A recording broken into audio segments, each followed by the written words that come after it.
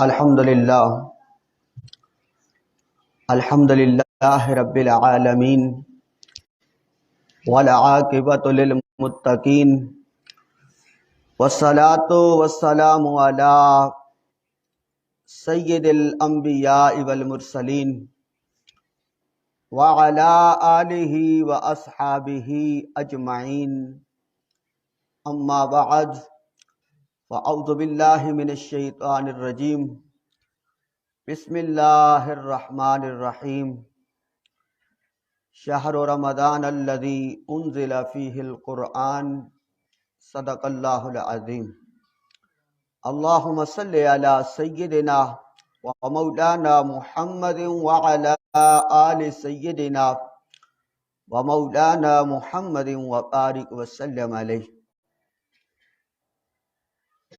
اللہ کا فضل و کرم، احسان عظیم اس پاک ذات کا جس نے ہمیں خلاصہ تفسیر قرآن سننے کے لیے بیٹھنے کی توفیق عطا کی، اور بے شمار درود و سلام عقائد و عالم حضور نبی رحمت صلی اللہ علیہ وآلہ وسلم کی بارگاہ اقدس میں، کہ جن کے وسیلہ سے ہمیں یہ عظیم کتاب عطا ہوئی۔ آج ہم چوتھے پارے کے مضامین کا خلاصہ سننے کا شرف حاصل کریں گے۔ چوتھے پارے کی پہلی آیت مبارکہ میں بیان ہوا کہ نیکی کا مرتبہ کمال یہ ہے کہ اپنے پسندیدہ اور محبوب مال کو اللہ تعالیٰ کی راہ میں خرچ کیا جائے۔ نیکی کا مرتبہ کمال کہ جو اپنی محبوب چیز ہے، محبوب مال ہے، اس سے اللہ کی راہ میں خرچ کیا جائے۔ رسول اللہ صلی اللہ علیہ وسلم اونٹ کا گوشت کھاتے تھے، اونٹنی کا دودھ بھی نوش فرماتے تھے۔ یہودیوں نے اس پہ اعتراض کیا کہ اونٹنی کا گوشت اور اس کا دودھ یہ شریعت ابراہیم سے حرام چلا آ رہا ہے۔ رسول اللہ صلی اللہ علیہ وسلم اگرچہ امی تھے، یعنی آپ نے رسمی طور پر لکھنا پڑھنا تو نہیں سیکھا تھا، لیکن آپ علیہ الصلوۃ والسلام نے یہود کو چیلنج کیا کہ اگر تمہارا دعویٰ سچا ہے کہ یہ اونٹنی کا گوشت اور دودھ ابراہیم علیہ الصلوۃ والسلام کے دور سے حرام ہے، تو پھر تورات لے آؤ اور اس میں یہ حکم دکھا دو، ورنہ یہ تمہارا اللہ پر بہتان ہے۔ کیونکہ شرعی طور پر کسی چیز کو حرام قرار دینا یہ اللہ تعالیٰ کا حق ہے۔ بعض دفعہ ہوتا ہے لوگ کہتے ہیں فلاں چیز وہ مجھ پہ حرام، حالانکہ اللہ نے حلال کی ہوتی ہے۔ ایسا نہیں کرنا چاہیے۔ ہاں، ویسے استعمال نہ کرے کوئی۔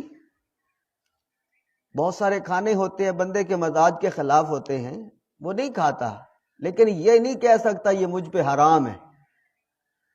حرام کرنا کسی چیز کو یہ اللہ کا حق ہے، یا اس کے اختیار سے رسول اللہ صلی اللہ علیہ وآلہ وسلم کا حق ہے، جیسا کہ سورہ اعراف کی سورہ آیت نمبر 157 میں اس کو بیان کیا گیا ہے۔ اس لیے اللہ تعالیٰ نے فرمایا کہ ہر قسم کا طعام، ہر قسم کا کھانا بنی اسرائیل کے لیے حلال تھا، سوائے اس کے جس کو تورات کے نزول سے پہلے حضرت یعقوب علیہ السلام نے از خود اپنے اوپر وہ آپ نے روک لیا تھا۔ تو اس سے پتہ چلا کہ یعقوب علیہ السلام کا اونٹنی کے گوشت اور دودھ کی کو خوراک نہ بنانا، اس کو ترک کر دینا، یہ اللہ کی طرف سے نہیں تھا، بلکہ عزیمت کے طور پر انہوں نے خود ہی اپنے اوپر اس کی پابندی لگا لی تھی۔ جیسے حضرت عمر رضی اللہ تعالی عنہ نے مسلمانوں کی تنگ دستی کی وجہ سے اپنے اوپر شہد کو استعمال کرنا اپنے اوپر پابندی لگائی ہوئی تھی، کیونکہ شہد ایک محبوب غذا تھی، لیکن دوسرے مسلمان وہ تنگ دست تھے، تو آپ بھی نہیں کھاتے تھے کہ دوسرے لوگ تو نہ کھائیں اور میں کھاؤں، اس لیے اپنے آپ کو آپ نے روکا ہوا تھا، لیکن حرام قرار نہیں دیا تھا۔ سورہ آل عمران کی آیت نمبر 95 سے 97 تک میں صاحب استطاعت پر حج کی فرضیت کا حکم بیان ہوا، اور یہ کہ زمین پر اللہ تعالی کی عبادت کے لیے سب سے پہلا گھر مکہ مکرمہ میں بیت اللہ بنایا گیا ہے، مقام ابراہیم ہے، اور یہ جائے امن ہے۔ پھر آیت نمبر 103 سے لے کر 110 میں اتحاد امت، فرقہ واریت سے بچنے کا حکم بیان ہوا، اور فرمایا اسلام سے پہلے تم ایک دوسرے کے دشمن تھے۔ بتایا کہ امت محمدیہ کو اللہ تعالیٰ نے عالم انسانیت میں دعوت حق کے لیے پیدا کیا ہے۔ یہ ہم امت محمدیہ ہیں، ہمیں کیوں پیدا کیا گیا؟ اللہ نے اس کا مقصد بتایا ہے سورہ آل عمران کی 110 نمبر آیت میں، کہ امت محمدیہ کو اللہ تعالیٰ کے عالم انسانیت میں دعوت حق کے لیے پیدا کیا ہے۔ لیکن یہ قابل افسوس امر ہے کہ پوری انسانیت تو دور کی بات ہے، ہم تو اپنے گھر میں بھی تبلیغ نہیں کرتے، اور ہم نے تو اپنے علاقہ میں بھی یہ کام سر انجام دینا اپنے لیے منع سمجھا ہوا ہے، حالانکہ یہ فریضہ ہے ہر مسلمان کا کہ پوری انسانیت تک اسلام کی دعوت کو پہنچایا جائے۔ لیکن ہم فرقوں میں بٹ کر اپنے ہی ایک فرقے کے قول میں بند ہو کے رہ گئے، اور ہم نے انسانیت کا سوچنا تو دور کی بات، اپنے دین کا سوچنا بھی چھوڑ دیا۔ پھر آیت نمبر 112 میں بتایا کہ یہود پر ان کے ناروا اعمال کے سبب ذلت مسلط کر دی گئی، کیونکہ وہ اللہ تعالیٰ کی آیات کا انکار کرتے تھے، اس کے انبیاء کو ناحق قتل کرتے تھے اور حد سے تجاوز کرتے تھے۔ ساتھ ہی یہ بھی بتایا کہ اہل کتاب میں سے ایک گروہ ایسا تھا جو حق پر قائم رہا، تلاوت، عبادت، خیر کے کاموں میں مستعد رہنا، تیار رہنا، اور امر بالمعروف و نہی عن المنکر، یہ ان کا شعار تھا۔ یعنی جو اہل کتاب تھے، یہود و نصارہ، وہ آقا کریم علیہ الصلوۃ والسلام کی بعثت سے پہلے اگرچہ اکثریت وہ دین چھوڑ چکی تھی، اکثریت جو ہے وہ آیات الہیہ کا انکار کر چکے تھے، لیکن ایک ہی گروہ تھا کہ جو اس وقت بھی حق پر قائم تھا۔ آیت نمبر 118 میں حکم ہوا کہ اہل ایمان کو چاہیے کہ اپنے ایمان کے دشمنوں کو اپنا راز نہ بتائیں، وہ مسلمانوں کی بربادی میں کوئی کسر نہیں چھوڑیں گے، اور مسلمانوں کا مصیبت میں مبتلا ہونا ان کی خواہش ہے، ان کے دشمنوں سے نفرت، ان کی مسلمانوں سے نفرت کسی حد تک ان کی باتوں سے ظاہر ہے، بغض و عناد وہ اپنے دلوں میں چھپائے ہوئے ہیں، وہ اس سے سوا، لیکن ان کا یہ شعار ہے، وہ منافقت ہے کہ اگر بظاہر وہ آپ کے سامنے آپ سے محبت کا دعویٰ کرتے بھی ہیں نا، لیکن ان کے دلوں میں آپ کے لیے بغض ہی ہوگا۔ اسی لیے اللہ نے کہا یہود و نصارہ کبھی مسلمانوں کے دوست نہیں ہو سکتے۔ ہمیں بھی یہ بات سمجھ لینی چاہیے کہ وہ ہمارے دوست نہیں ہو سکتے۔ پھر آگے اللہ تبارک و تعالی نے غزوہ بدر کی طرف اشارہ فرماتے ہوئے آیت نمبر 122 میں فرمایا کہ منافقین کا ساتھ چھوڑنے کے بعد مسلمان دو جماعتوں میں وہ تھوڑا پس ہمتی آ گئی، تھوڑی کمزوری آ گئی۔ ایک تھی بنو حارثہ اور ایک بنو سلمہ۔ اللہ فرما رہا ہے اللہ نے انہیں بچا لیا۔ جب مسلمان اکٹھے ہو رہے تھے تو جو منافق تھے، جو بظاہر اپنے آپ کو مسلمان ظاہر کرتے تھے، دل میں کفر تھا، اب جب وقت آ گیا اللہ کے لیے لڑنے کا تو اب وہ الگ ہو گئے۔ تو اب مسلمانوں کی بظاہر تعداد کم ہونے کی وجہ سے دو جماعتیں ایسی تھی تو تھوڑی ہمت میں پست ہو رہی تھی، اللہ فرماتا ہے میں نے ان کی مدد کی۔ جب ظاہری اعتبار سے کمزور تھے 3000 فرشتے ان کی مدد کے لیے اتارے، اور مزید نصرت غیبی کا وعدہ بھی فرمایا، اور یہ بھی بتایا کہ مجاہدین کی مدد کے لیے فرشتوں کا نزول یہ مومنوں کے دلوں کے اطمینان کے لیے تھا، تاکہ وہ ان کے دل مطمئن ہو جائیں ہم اکیلے نہیں ہیں، ہمارا اللہ ہمارے ساتھ ہے۔ آیت نمبر 130 میں ایک بار پھر سود کی ممانعت کا حکم نازل ہوا کہ حرام طریقے سے مال کو دگنا چگنا نہ کرو۔ آیت 34 میں بیان ہوا کہ اہل جنت کا شعار یہ ہے، طریقہ یہ ہے کہ وہ ہر حال میں اللہ کی راہ میں مال خرچ کرتے ہیں، تنگ دستی ہو یا خوشحالی ہو، جو کچھ ہو اس میں سے وہ اللہ کا حصہ ضرور نکالتے ہیں۔ 143 تک میں غزوہ احد میں افرادی قوت اور اسباب میں کمی کے سبب دل چھوڑنے والے مجاہدین کو تسلی دی کہ ثابت قدم رہو، آخر کار تم ہی سرفراز ہوگے۔ اگر وقتی طور پر تمہیں کوئی تکلیف پہنچی ہے تو اہل حق کے ساتھ ماضی میں بھی ایسا ہوتا رہا ہے، مگر برے دن ہمیشہ نہیں رہتے، اور یہ مسلمانوں کے لیے درجات کی بلندی کا سبب بنتی ہیں۔ ہمارے لیے اس میں سبق ہے، آزمائشیں آتی ہیں، لوگ ناشکری کے الفاظ زبان پہ لے کے آ جاتے ہیں، اسی لیے تو بندہ مومن کو صبر کی تلقین کی گئی کہ جب کوئی آزمائش کہ موت سے ڈرنا مسلمانوں کا طریقہ نہیں ہے۔ غزوہ احد میں جب یہ افواہ اڑائی گئی کہ العیاذ باللہ رسول اللہ صلی اللہ علیہ وسلم شہید ہو گئے ہیں، تو مسلمانوں کے قدم عارضی طور پر لڑکھڑا گئے۔ ان کو اطمینان دلانے کے لیے اللہ تعالیٰ نے فرمایا کہ اور محمد صلی اللہ علیہ وسلم اللہ کے رسول ہی تو ہیں، ان سے پہلے بھی تو رسول گزر چکے ہیں، اگر قضائے الہی سے وہ فوت ہو جائیں یا بفرض محال شہید ہو جائیں تو کیا تم الٹے پاؤں واپس پلٹ جاؤ گے؟ غزوہ احد کے بارے میں انہی آیات میں یہ بھی بتایا کہ جب عارضی طور پر مسلمانوں کی ہمتیں جواب دینے لگی اور طرح طرح کے گمان ان کے ذہنوں میں پیدا ہونے لگے تو اللہ تعالیٰ نے ان میں سے بعد کی تسلی کے لیے ان پر اونگ طاری کر دی، نیند کی کیفیت میں انہیں کچھ امید افزا منظر دکھایا تاکہ ان کی ہمت بندھ جائے۔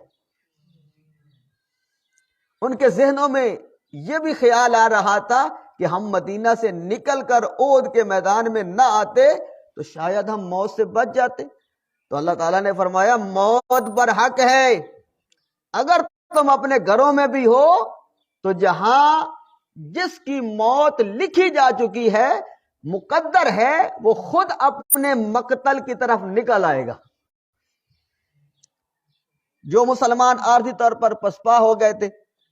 بعد میں وہ آپ صلی اللہ علیہ وسلم کے پاس لوٹ آئے تو آپ نے ان پر کوئی گرفت نہ فرمائی، ان کی کوئی پکڑ نہ فرمائی۔ آپ کی اس اخلاقی عظمت کو قرآن نے یوں بیان فرمایا کہ سو اللہ کی عظیم رحمت سے آپ مسلمانوں کے لیے نرم ہو گئے،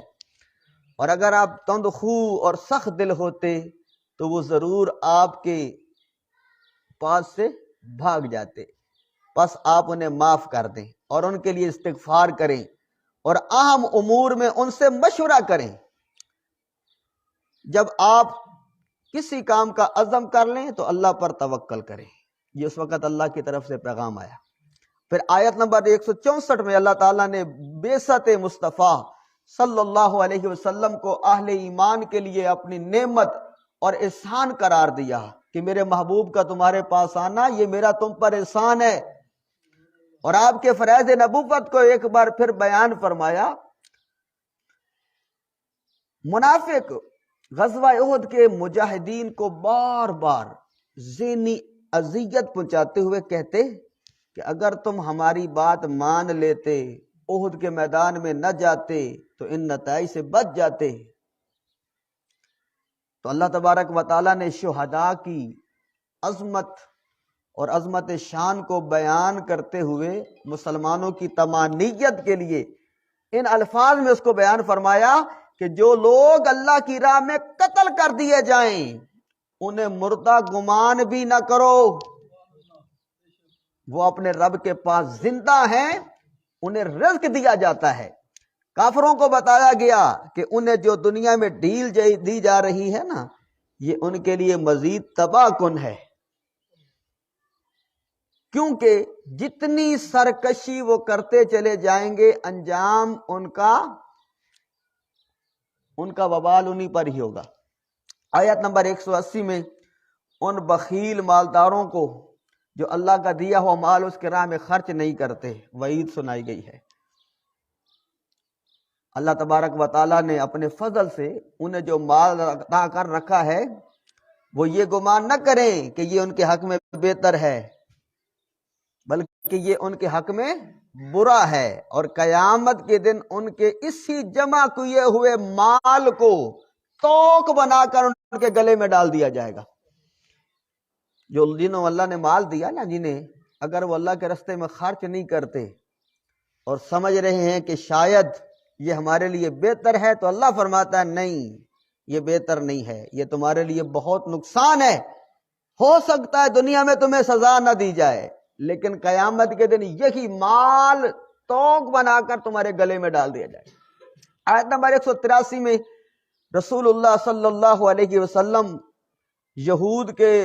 اس مطالبے کا ذکر ہے کہ ان کے نزدیک نبی کی صداقت کی نشانی یہ ہے کہ وہ اللہ کے لیے قربانی پیش کریں اور آسمان سے آگ آئے اور اسے کھا جائے۔ یہ ان کا ایک گمان تھا کہ نبی وہ ہوتا ہے کہ جو قربانی پیش کرے، جا کے کسی جگہ رکھ دے، آگ آ کے اس کو کھا جائے، اور یہ نبی ہونے کی نشانی ہے، کیونکہ پچھلی امتوں میں قربانی ایسی ہی ہوتی تھی، گوشت کھانے کی اجازت نہیں ہوتی تھی۔ یہ تو آقا کریم علیہ الصلوۃ والسلام کی نسبت ہے کہ ہمیں حکم ہے آپ کھاؤ۔ تو ان کے نزدیک کیونکہ قربانی یہ تھی کہ آگ آئے کھا کے چلی جائے، لہذا انہوں نے یہ مطالبہ آقا کریم علیہ السلام کے سامنے رکھ دیا کہ اگر تم نبی ہو تو پھر یہ کرو۔ تو انہیں بتایا گیا کہ یہ محض ان کی ضد اور ہٹ دھرمی ہے، اور اس کا ثبوت یہ ہے کہ جن رسولوں نے یہ معجزہ پیش کیا ان پر بھی یہ ایمان تو نہیں لائے نا۔ اس سے پہلے جنہوں نے یہ کام کر کے دکھایا یہ تو اس پر بھی ایمان نہیں لائے، تو جب ان پر ایمان نہیں آئے تو یہاں یہ مطالبہ کرنے کا سوال ہی نہیں پیدا ہوتا۔ آیت نمبر 190 اور اس کی بعد والی آیات میں یہ بتایا کہ کائنات اور اس میں تمام اسرار و رموز، نظم و ضبط اور ایک نظر نہ آنے والے کنٹرول، یہ اللہ تعالیٰ کی قدرت کی بہت بڑی نشانیاں ہیں، اور اہل ایمان ہر حال میں اللہ کے ذکر میں محو رہتے ہیں۔ اللہ کی قدرت و جلالت کی عقیدت میں ڈوب کر وہ کہتے ہیں اے ہمارے پروردگار تو ہمارے گناہوں کو بخش دے، خطاؤں کو مٹا دے، اور ہمارا خاتمہ نیک لوگوں کے ساتھ فرما۔ اے ہمارے پروردگار اپنے رسولوں کی زبانی تو نے ہم سے یہ وعدہ فرمایا وہ ہمیں عطا فرما۔ اس کے بعد پھر سورۃ النساء شروع ہوتی ہے جس کی ابتدائی 23 آیات۔ پہلی آیت میں یہ فرمایا کہ اے لوگو اپنے رب سے ڈرو جس نے تمہیں ایک شخص سے پیدا کیا اور اس سے اس کی بیوی حوا کو پیدا کیا، اور پھر ان دونوں کے ذریعے کثیر تعداد میں مرد اور عورتیں زمین میں پھیلا دی، یعنی تمام انسانیت کی اصل ایک ہے۔ اس کے بعد فرمایا کہ اپنے زیر کفالت یتیموں کے مال کو اپنے مال کے ساتھ ملا کر نہ کھاؤ۔ وہ یتیم ہو جائے اور اس کے چچے اس کے مامے اس کا مال کھا جائیں، اللہ نے سختی سے منع فرما دیا،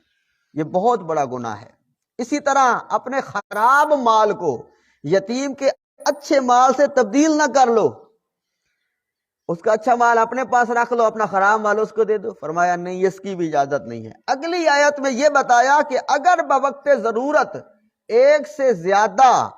یعنی 4 تک شادیوں کی تمہیں اجازت ہے، لیکن ازواج کے درمیان عدل کی کڑی شرط کے ساتھ کہ عدل کر سکو تو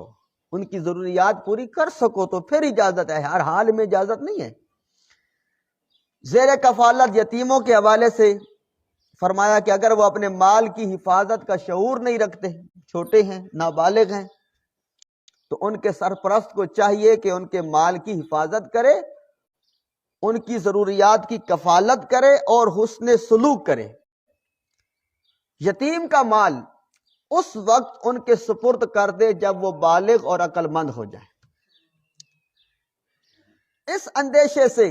اس ڈر سے یتیم کا مال جلدی جلدی ہڑپ نہ کرو کہ وہ اگر بالغ ہو گیا تو مال کا مطالبہ کر لے گا، اور جب یتیم کا مال اس کے حوالے کرو تو فرمایا احتیاطاً کوئی گواہ بھی بنا لو۔ ویسے تو ہر معاملے میں حکم ہے کسی سے بھی لین دین کرو، گواہ بناؤ، لیکن یتیم کے مال کے بارے میں یہاں اللہ نے خصوصی طور پر فرمایا۔ قرآن نے یہ بھی بتایا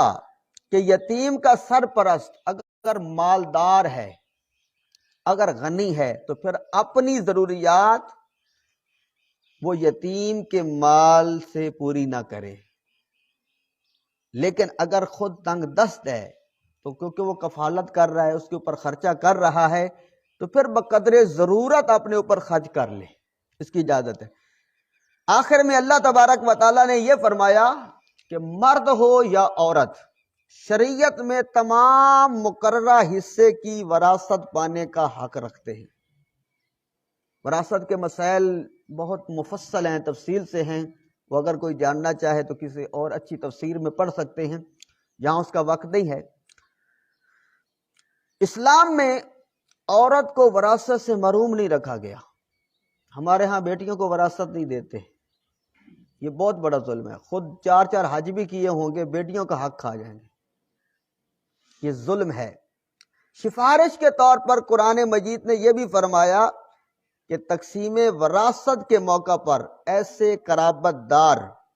یتیم اور مسکین آ جائیں جن کو وراثت میں حصہ نہیں مل رہا، تو نفلی صدقے کے طور پر انہیں کچھ نہ کچھ دو، اگرچہ وہ حقدار نہیں ہے، وراثت میں حصے دار نہیں ہے، لیکن اللہ فرماتا ہے اگر وہ حقدار ہیں، یتیم ہیں، مسکین ہیں، تو فرمایا نفلی صدقے کے طور پہ انہیں بھی کچھ نہ کچھ دو۔ اور فرمایا ذرا یہ سوچو کل خدا نہ خواستہ تمہاری اولاد اسی محرومی سے دو چار ہو جائے تو پھر ان پر کیا گزرے گی۔ آخر میں اللہ تعالیٰ نے وہ ان رشتوں کا بیان فرمایا ہے کہ جن کے ساتھ نکاح نہیں ہو سکتا، نسبی رشتے ہوں، سسرالی رشتے ہوں، دودھ کے رشتے ہوں، ان خواتین کا بیان ہے جن کے ساتھ نکاح ہمیشہ کے لیے حرام ہے۔ اللہ تعالی ہمیں قرآن پاک سے ہمیشہ رہنمائی حاصل کرتے رہنے کی توفیق عطا فرمائے۔ الحمدللہ رب العالمین، والصلاة والسلام علی اشرف الانبیاء والمرسلین۔ رب کریم تیرا احسان، تیرا فضل و کرم، تو نے ہمیں